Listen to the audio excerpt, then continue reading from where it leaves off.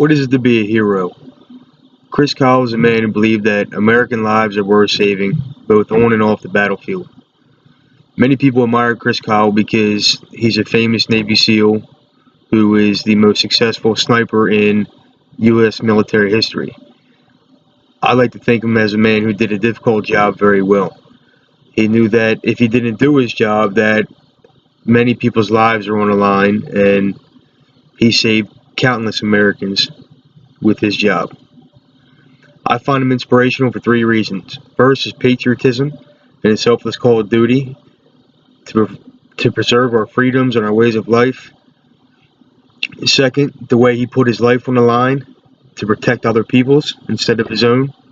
And lastly, his ability to do what needed to be done simply because it just needed to be done. First, I'm going to tell you a little bit about Chris Kyle's life. He was born in Odessa, Texas on April 8th, 1974, to an average middle-class family. He grew up hunting and fishing with his father. His father was a deacon at the local church, and I believe his mother was a Sunday school teacher. When he grew up, he wanted to be a cowboy.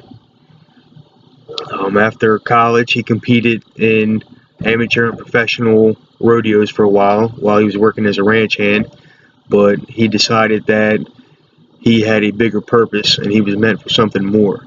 He joined the Navy SEALs in 1999, and he stayed on the SEAL teams until 2009 when he retired.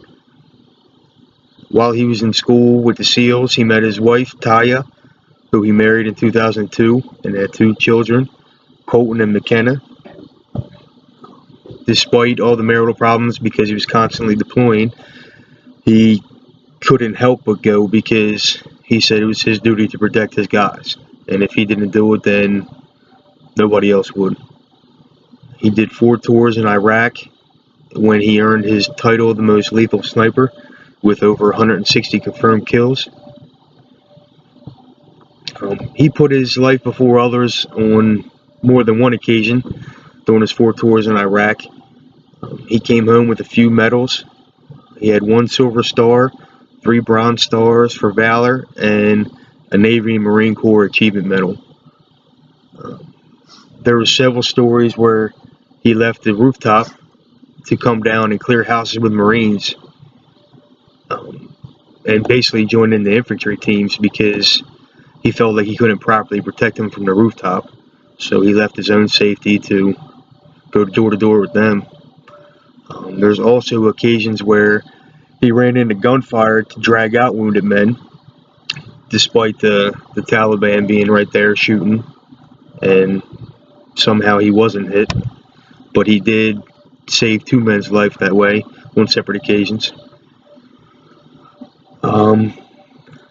After he left the military in 2009, he decided that the only way he could do it is if he was still helping veterans somehow. So through work at a hospital, he started helping vets struggling with PTSD by taking them to the range, which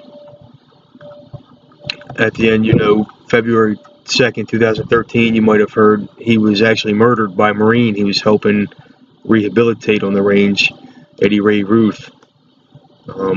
He was shot and killed along with his other friend.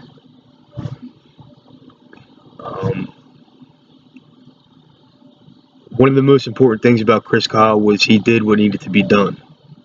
He joined his call of duty to the Navy because he wanted to protect American lives, which I imagine he felt strengthened after he was in there for only a couple years and we were hit with 9/11.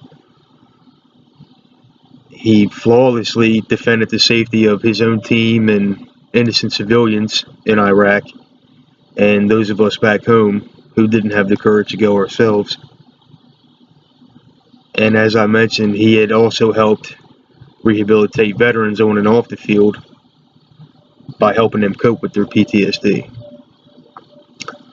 I think that at the end of the day, Chris Kyle's moral compass, it led him to saving hundreds of lives. And that's something that most of us can't say we've done in our life. And it's a huge feat for one man to do by himself.